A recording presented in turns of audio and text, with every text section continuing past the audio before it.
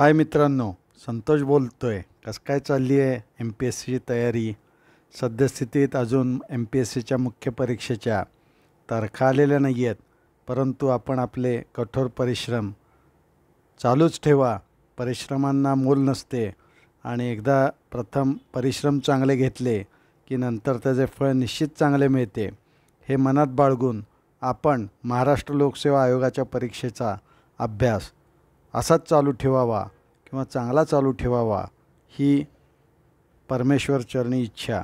आजचे लेक्चर मी M P S सीच्या M E S सिरीजमधील हे 5वे लेक्चर आहे आणि या लेक्चरमध्ये मी तुम्हाला वेगवेगळ्या विभागांची माहिती म्हणजेच preference for the post and preference for the department याची माहिती देणार आहे. महाराष्ट्र लोकसेवा आयोगाच्या स्थापत्य अभियांत्रिकीच्या परीक्षेत वेगवेगळे विभाग वेगवेगळ्या पदांच्या जाहिरातीद्वारे मागणी करतात आणि ही वेगवेगळी पदे काय स्वरूपाची असतात किंवा हे विभाग काय स्वरूपाचे असतात ही माहिती स्थापत्य अभियंत्यांना माहीत असणे अत्यंत उपयुक्त ठरते, जेणेकरून त्यांना त्यांच्या कलानुसार आणि त्यांच्या गुणानुसार तसेच पसंतीक्रम निवडून योग्य पदाला निवड होण्यास ही माहिती निश्चितच उपयोगी पडू शकेल. यात काही शंकाच नाही. तर चला चालू करूया आपण हे M P S C civil इंजिनिअरिंगवरील preference for the post and डिपार्टमेंटवरील माझे व्याख्यान. तुम्हाला माहीत आहे, नेहमी व्याख्यान देण्याआधी एखादी गोष्ट जर तुम्हाला सांगितली तर तुम्हाला ती निश्चित आवडते आणि अशी प्रेरणादायी गोष्ट सांगण्याची मला नेहमीच इच्छा होते. त्या अनुषंगाने एक प्रेरणादायी गोष्ट तुम्हाला सांगणार आहे. या गोष्टीचा उपयोग निश्चितच तुम्हाला लोकसेवा आयोगाच्या परीक्षेसाठी होऊ शकेल आणि ही गोष्ट जे माझे मित्र अभियंते नाहीत व ज्यांनी माझे चॅनल सबस्क्राईब केले आहे अशांसाठी सुद्धा निश्चितच उपयोगाला येईल. एक राजा असतो, तो साधारणतः मध्यम वयाचा किंवा 60-65 वर्षांचा असतो व त्याची एक सुंदर राजकन्या असते. त्याची मुलगी असते, तिला आपण राजकन्या म्हणतो. ती सुंदर असते. त्या राजाला तिचं लग्न करायचं असतं आणि लग्नासाठी त्याला सुयोग्य वर शोधायचा असतो. त्यासाठी पूर्वीच्या काळात स्वयंवर वगैरे ठेवायचे, पण या राजाने एक नवी शक्कल लढवली. त्यांनी काय केलं की दवंडी पेटवली आणि दवंडीत सांगितलं की जे राजकन्याशी लग्न करण्यास उत्सुक तरुण आहेत या सर्व तरुणांनी राजाच्या दरबारात यायचं आहे आणि दरबारात आल्यावर राजा त्यांना पुढील गोष्ट सांगणार किंवा पुढील काय करायचं आहे याबाबत माहिती सांगणार असतो. त्या अनुषंगाने गावात दवंडी पेटवली जाते. दवंडी पेटवल्यानंतर इच्छुक तरुण हे सर्व राजवाड्यात येतात आणि राजा काय म्हणतो याची त्यांना उत्सुकता लागलेली असते, कारण राजकन्या दिसायला फारच सुंदर असते आणि राजाही फार श्रीमंत व बलाढ्य असतो. त्यामुळे राजा काय सांगणार याकडे सर्व तरुणांचे लक्ष असते व राजा त्यांना सांगतो की मी तुम्हाला बिया देणार आहे, म्हणजे सीड्स देणार आहे आणि या बिया तुम्ही व्यवस्थित उगवायच्यात पेरून आणि ज्याच्या बियांना चांगली फळ फूल व झाडं येतील त्या अशा तरुणाची निवड हा राजाच त्या राजकन्यासाठी करणार आहे असं तो सांगून टाकतो. इच्छुक तरुण सगळे पुढे येतात व सगळे तरुण त्या बियांची मागणी करतात राजांकडे. राजाने बऱ्यापैकी बिया आणलेल्या असतात. प्रत्येक तरुणाला राजांकडून बियाचं वाटप केलं जातं व प्रत्येक तरुण हा सुहास्य मुद्रेने राजवाड्याबाहेर पडतो व या बिया पेरून चांगल्या उगवायच्या या ह्याच्यातच तो तंद्रीत बाहेर पडतो. जसं आपण एम पी एस सीची परीक्षा डिक्लेअर झाल्यानंतर मी सहाय्यक कार्यकारी अभियंता होणार किंवा सहाय्यक अभियंता श्रेणी 1 वर्ग 1 होणार किंवा मी सार्वजनिक बांधकाम विभागात काम करणार या इच्छेने प्रेरित होऊन जसे बाहेर पडतो तसे तरुण सगळे त्या इच्छेने प्रेरित होऊन बाहेर पडतात. राजकन्या खरोखरच सुंदर असते, त्यामुळे प्रत्येकाला वाटतं की या बिया आपण लवकरात लवकर पेराव्यात, त्याला पाणी घालावं, खत घालावं आणि यातनं कुठले झाड उगवतात हे बघावं. त्या अनुषंगाने एक तरुण जो अतिशय मेहनती असतो तो या बिया पेरतो. बिया पेरल्यानंतर त्यांना पाणी घालतो असे 6 दिवस जातात. 6 दिवसात त्या त्या पेरणी केलेल्या ठिकाणावरून काही चुकवत नाही. त्याला थोडी चिंता वाटू लागते, त्यामुळे तो जरा खत मिसळतो, परत काळी माती घालतो त्या झाडाच्या बुडाशी आणि परत वाट बघतो. पण दुसरा आठवडा जातो तरी त्यातून काही झाड किंवा काहीच उगवत नाही. आणि राजाने तर दवंडीत म्हणलेलं असतं की महिनाभरात त्यांनी ते झाड आणून दाखवायचं आणि त्याच्यानंतर राजा निर्णय घेणार असतो.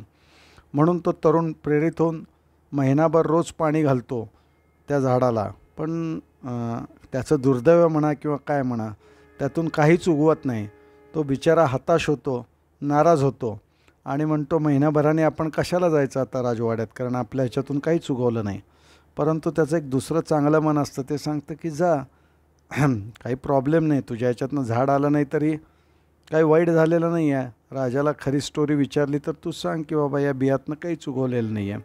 म्हणून जरासं मन हिरमुसलं करूनच तो त्या राजवाड्यात जातो. राजवाड्यात बघतो तर काय, वेगवेगळ्या तरुणांनी वेगवेगळ्या कुंड्या आणलेल्या असतात आणि त्या कुंड्यात छानशी झाडं उगवलेली असतात. काही गुलाबाची असतात, काही सनफ्लॉवर्सची असतात, काही लिलीची असतात, काही झाडं निशिगंधाची असतात. अरे वा, इतकी सुंदर उगवलेली असतात की तो तरुण अजून हिरमुसला होतो की बाबा या सगळ्यांच्या ह्याच्यात इतकी छान झाडं आली आहेत, माझ्या ह्याच्यात काहीच आलेलं नाही आहे. त्यामुळे तो बिचारा आपला शांत रांगेत निमूटपणे उभारलेला असतो. मग राजा दरबारात येणार अशी घोषणा होते आणि राजा खरंच दरबारात येतो. त्याच्यासोबत राजकन्याही असते.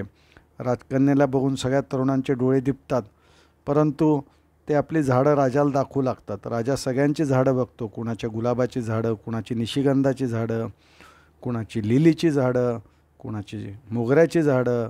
त्या राजा सगळ्या झाडांकडून फिरत येतो आणि त्या तरुणासमोर येऊन थांबतो. राजा तो तरुणाला विचारतो, अरे तू ही कुंडी आणलीस, यात तर कुठलंच झाड दिसत नाही आलेलं. तो तरुण जरा निराश होतो, हताश होतो आणि तो राजाला सांगतो की राजा खरं सांगू का, तू दिलेल्या बिया मी याच्यात प्रामाणिकपणे पेरल्या, काळी माती घातली, खतं घातली, पाणी व्यवस्थित केलं, जास्त पण नाही घातलं, कमी पण नाही घातलं. परंतु माझं दुर्दैव म्हणा किंवा काय म्हणा की या कुंडीतून एकही झाड उगवलेलं नाही किंवा काहीच उगवलेलं नाही आहे. परंतु आपण प्रामाणिकपणे काम केलं आहे, परंतु त्यातनं झाड उगवलेलं नाही आहे हे दाखवण्यासाठी मी कुंडी घेऊन तुझ्या दरबारात आलो आहे.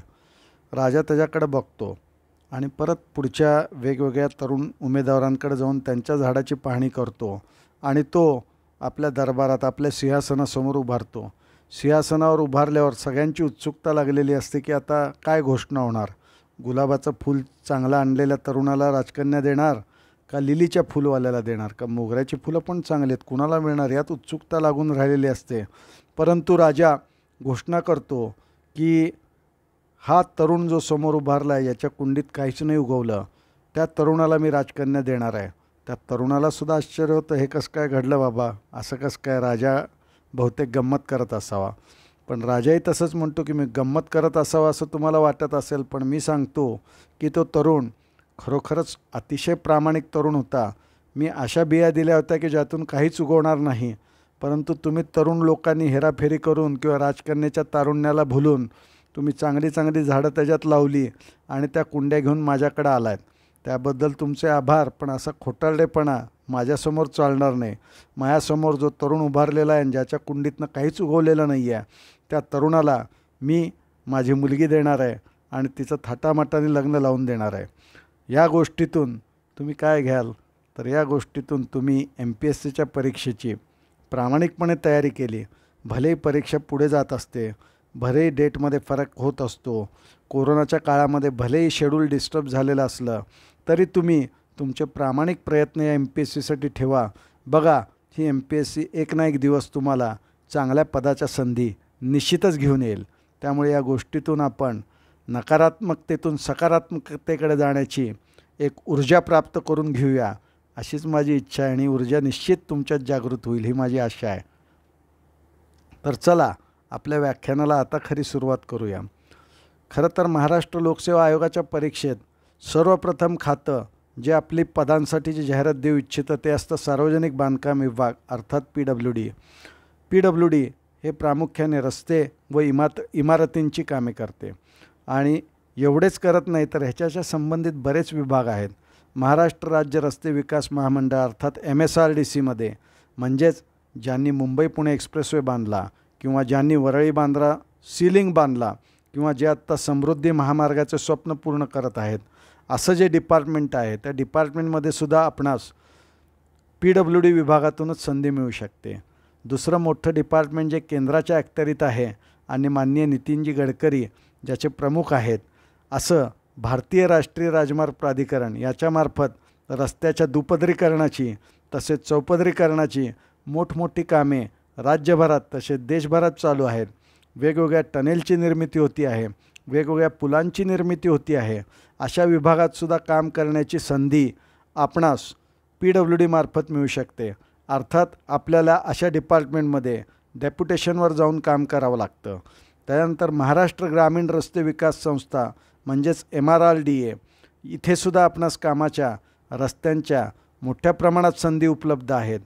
या विभागाअंतर्गत मुख्यमंत्री ग्रामसडक योजना तसेच प्रधानमंत्री ग्रामसडक योजनेची कामे मोठ्या प्रमाणावर चालू आहेत व या सडक निर्मितीच्या कामात आपल्याला डेप्युटेशनवर जाण्यासाठी सार्वजनिक बांधकाम विभाग अत्यंत महत्त्वाचा ठरतो. त्यासाठी सार्वजनिक बांधकाम विभागात काम करणे अत्यंत महत्त्वाचे ठरते. पोलीस गृहनिर्माण संस्थेतसुद्धा तुम्हाला PWDचा अनुभव लागतो. मुंबई महानगर प्रादेशिक विकास प्राधिकरण म्हणजेच MMRDAमध्ये तसेच पुणे महानगर प्रादेशिक विकास प्राधिकरणामध्ये म्हणजे PMRDAमध्ये तसेच मेट्रो रेल्वेमध्ये सुद्धा तसेच महाराष्ट्र अभियांत्रिकी संशोधन संस्था अर्थात मेरी नाशिक येथे काम करण्यासाठी PWDचा अनुभवसुद्धा कामाला येतो. तसेच संरचना किंवा संकल्पचित्रासाठी नवी मुंबई कोकण भवन येथे डिझाईन सर्कल आहे, येथेसुद्धा काम करण्यासाठी PWDचा अनुभव कामाला येतो. म्हणजेच सार्वजनिक बांधकाम विभागाच्या अंतर्गत वेगवेगळी डिपार्टमेंट छोटी छोटी किंवा मोठी मोठी ही कार्यरत असतात आणि अशा विभागात काम करण्यासाठी सार्वजनिक बांधकाम विभागात काम करणे अत्यंत महत्त्वाचे ठरते. त्यामुळे सार्वजनिक बांधकाम विभागाला आपण प्राधान्य द्यावे. ज्यांना रस्ते व इमारतीत रस आहे त्यांनी तर या विभागाला प्रथम प्राधान्य द्यायला हवे असे माझे वैयक्तिक मत आहे. अर्थात प्रत्येकाच्या पसंतीक्रम वेगवेगळे असतात, त्यानुसार त्याने ते ठरवावे लागतात. पण माझ्या अनुभवावरून आणि ज्यांना रस्ते व इमारतीत रस आहे त्यांच्यासाठी सार्वजनिक बांधकाम विभाग हा अत्यंत महत्त्वाचा दुवा आहे, हे त्यांनी निश्चितच विसरू नये. त्यानंतर दुसरा विभाग जो आहे WRD जलसंपदा विभाग. जलसंपदा विभागसुद्धा अत्यंत महत्त्वाचा विभाग आहे. याच्या कामाचे स्वरूप काय असते तर भूपृष्ठावरील जलसंपत्तीचा अभ्यास ते करतं. नदी खोरे, उपखोरे, मोठे, मध्यम, लघु पाटबंधारे उपसा सिंचन प्रकल्पाचे सर्वेक्षण, त्याचे नियोजन, त्याचे संकल्पन, त्याचे बांधकाम, त्याचे परिचालन, व्यवस्थापन व देखभाल व दुरुस्ती अशी सर्व कामे जलसंपदा विभागाकडे येतात. जलविद्युत म्हणजे हायड्रो इलेक्ट्रिक प्रोजेक्टचे कामसुद्धा जलसंपदा विभागाकडे येते. तसेच टंचाई काळात पिण्याच्या पाण्याचा पुरवठा करणे हे कामसुद्धा जलसंपदा विभागाचे आहे. तसेच धरणाच्या सुरक्षिततेसाठी करावयाच्या आवश्यक त्या उपाययोजना, कोकण प्रदेशात खारभूमी विकास योजना राबवून शेतीची पुनर्स्थापना, पूर व्यवस्थापन, नियंत्रण व पूर संरक्षणाची कामे, सिंचन, बिगर सिंचन, पाणीपट्टी आकारणी वसुली, अभियांत्रिकी संशोधन अशा अनेक स्वरूपाची कामेसुद्धा जलसंपदा विभागामार्फत केली जातात. त्यामुळे हा विभागसुद्धा जे अभियंते शेतीप्रधान आहेत, ज्यांना सिंचनाची किंवा जलसंपदेची माहिती आहे, अशा अभियंत्यांसाठी जलसंपदा विभागसुद्धा निश्चितच खुणावत असेल त्यांना, यात काही शंका नाही. या विभागाची कामे बघून अशा ग्रामीण भागातील विद्यार्थ्यांनी जलसंपदा विभागाकडे आकर्षिले जाण्यात काहीच वावगे ठरणार नाही. त्यानंतरचा तिसरा विभाग जो अलीकडं डिक्लेअर करतात, आधी हा एकच होता पण आता जलसंपदा विभाग आणि जलसंधारण विभाग असे दोन विभाग झालेले आहेत, ज्याला WCD असे म्हणतो. आणि याच्या कामाचे स्वरूप काय असते तर एकात्मिक पाणलोट विकास व्यवस्थापन कार्यक्रमासाठी चांगल्या दर्जाचे प्रशिक्षण देणे कार्यक्रम, तसेच मृदुसंधारणाची कामे, तसेच जलसंधारणाची कामे, तसेच जलसंधारण विभागाचे संनियंत्रण व मूल्यमापन करण्याच्या कार्यपद्धती, मोठ्या प्रमाणावर वृक्ष लागवड करणे, सामाजिक वनीकरण अशी वेगवेगळी कामे जलसंधारण विभागाकडून केली जातात. त्यामुळे ज्यांना मृदूसंधारण व जलसंधारण हे विषय आवडत असतील अशा अभियंत्यांनी या विभागाकडे लक्ष देण्यास काहीच हरकत नाही. हा विभागाच्या अलीकडच्या काळात जाहिराती महाराष्ट्र लोकसेवा आयोगाच्या याच्यावर दिसत नाहीत, पण आमच्या काळात निश्चित त्या काळात जाहिराती होत्या. महाराष्ट्र जीवन प्राधिकरण. थोडक्यात ह्याचं काम आपण जे इंजिनिअरिंगला 2 विषय शिकलो अभियांत्रिकेला, वॉटर सप्लाय इंजिनिअरिंग आणि सॅनिटरी इंजिनिअरिंग. या वॉटर सप्लाय इंजिनिअरिंग आणि सॅनिटरी इंजिनिअरिंगमध्ये जेवढी काही कामं आहेत तेवढी शहरातली तसेच तालुक्यातील कामे तसेच गावागावातील कामे महाराष्ट्र जीवन प्राधिकरण हे डिपार्टमेंट बघते. त्यांना विभागातील जनतेला पुरेसे शुद्ध पिण्याचे पाणी पुरवणे, पाणी पुरवठा व जलनिस्सारण तसेच राज्य शासनाच्या निर्देशाप्रमाणे पाणी पुरवठा, जलनिस्सारण, गटार व्यवस्था यासाठी जिल्ह्यांच्या योजनाचा मसुदा तयार करणे तसेच वॉटर सप्लाय व सॅनिटरी इंजिनिअरिंगला निगडीत जेवढी काही सर्व कामं आहेत तेवढ्या सर्व कामांचं नियोजन करणे, तेवढ्या कामांच्या प्रकल्पांची अंमलबजावणी करणे, अशा प्रकल्पांची देखभाल दुरुस्ती करणे ही सर्व कामे ही आपणास महाराष्ट्र जीवन प्राधिकरण विभागाकडे करावयाचे असतात. आणि हा विभागसुद्धा ज्यांना वॉटर सप्लाय व सॅनिटरी इंजिनिअरिंग या विषयात रुची आहे अशा अभियंत्यांना हा विभाग निश्चितच प्रेरणादायी ठरेल. परंतु या विभागाकडे लोकांचा ट्रेंड किंवा लोकांचा अभियंत्यांचा कल हा कमी प्रमाणात आहे. आमच्या काळात येथील पदांना गॅझेटेड पोस्ट किंवा राजपत्रित अधिकारी असं म्हणलं जात नव्हतं. त्यामुळे या विभागाकडे अभियंत्याच्या जाण्याचा कल हा त्या काळात कमी होता.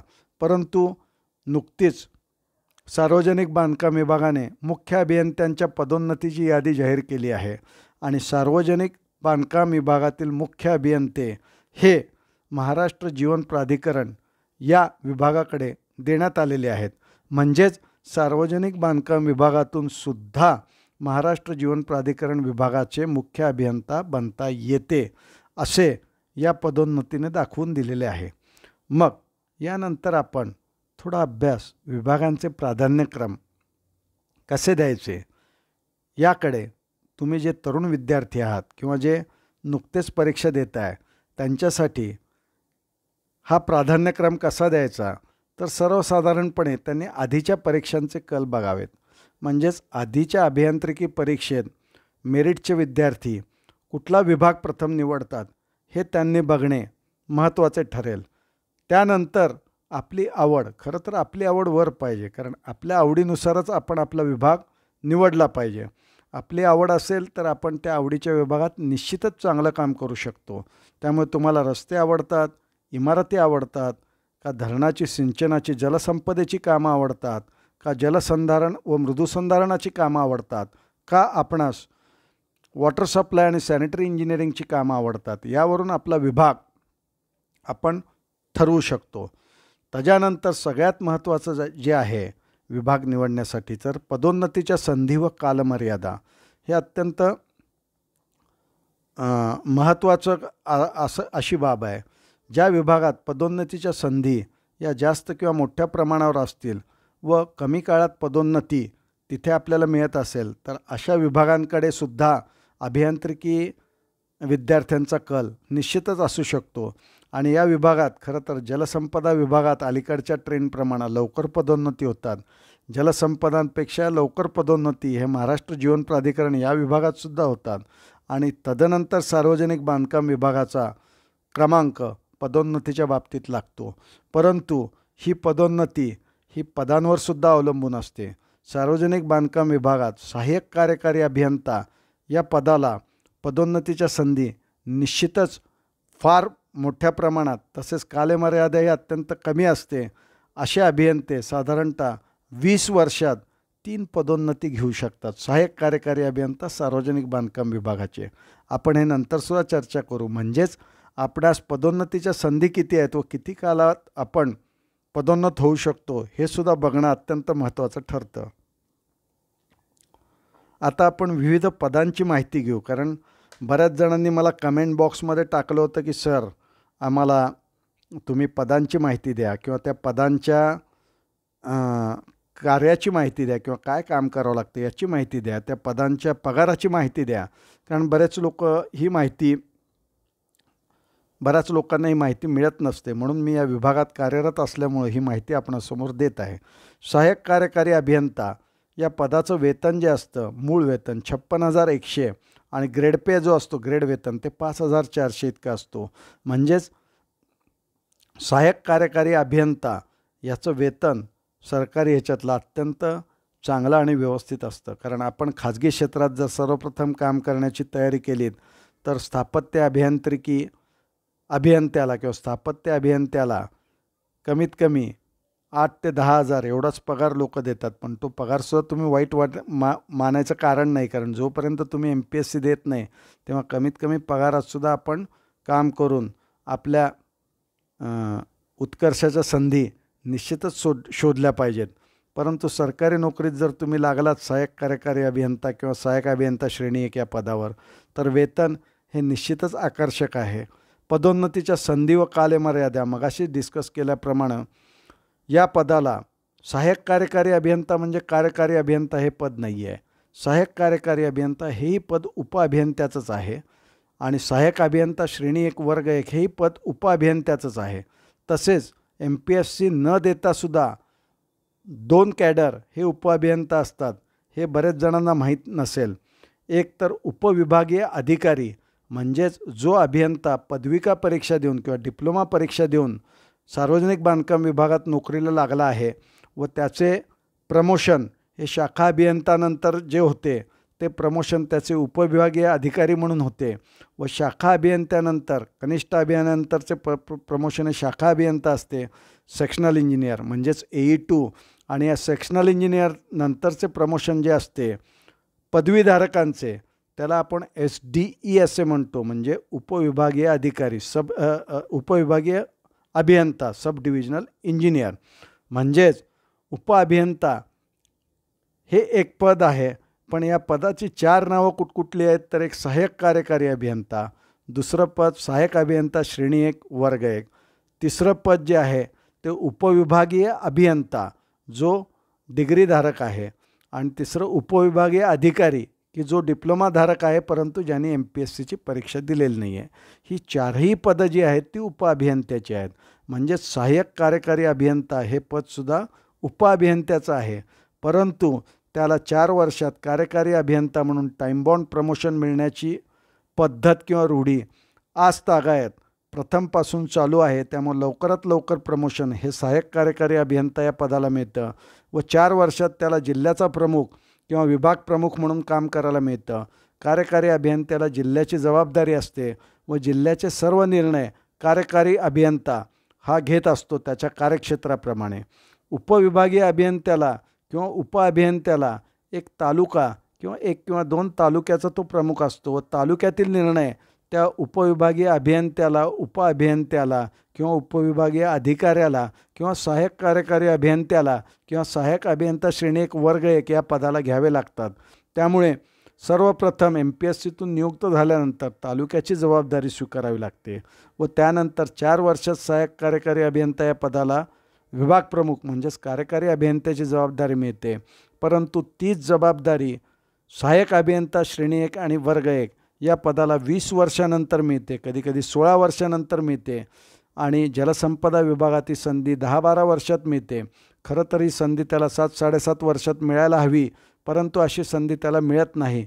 म्हणून माझी सर्व अभियंत्यांना विनंती आहे की तुम्ही सहाय्यक कार्यकारी अभियंता या पदासाठी निश्चितच प्रयत्न करायला हवेत, कारण या पदानंतर पदोन्नतीच्या संधी या निश्चितच फारच चांगल्या असतात आणि त्यानंतरच्या पदांना या पदोन्नतीच्या संधी फारच धूसर बनत जातात.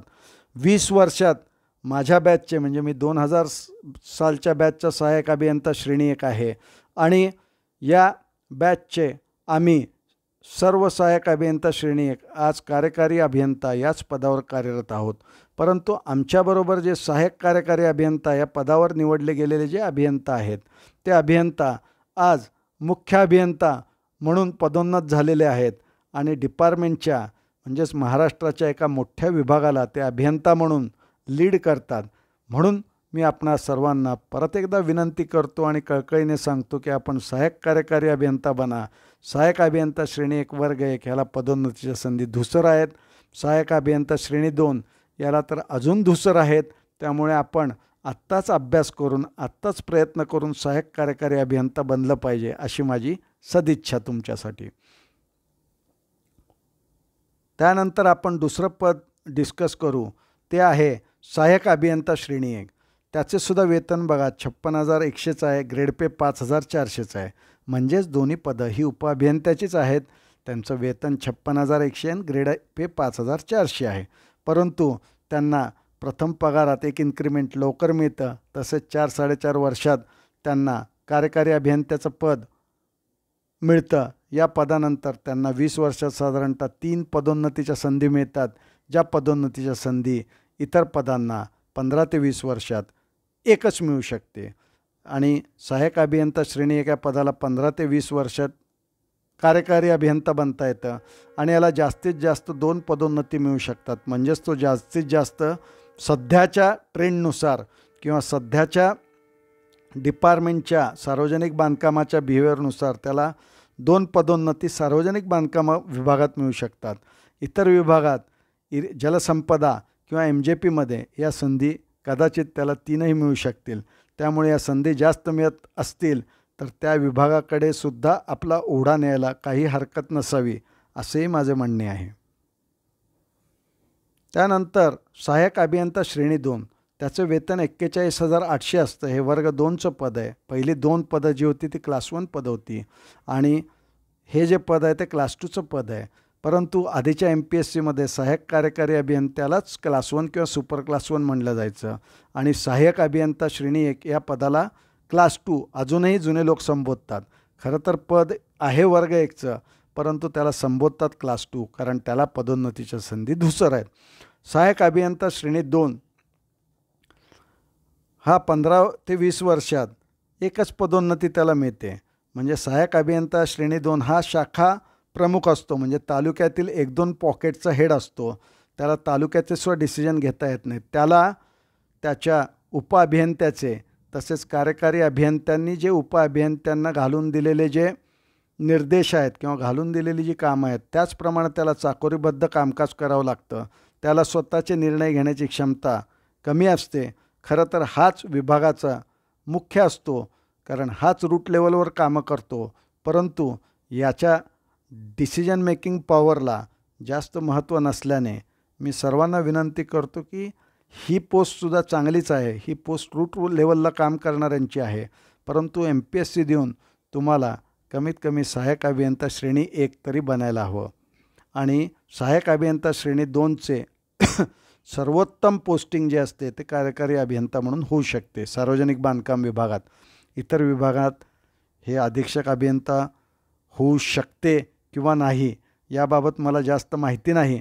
परंतु या पदाची जास्तीत जास्त पदोन्नतीच्या संधी या कार्यकारी अभियंता या पदापर्यंतच असू शकतात.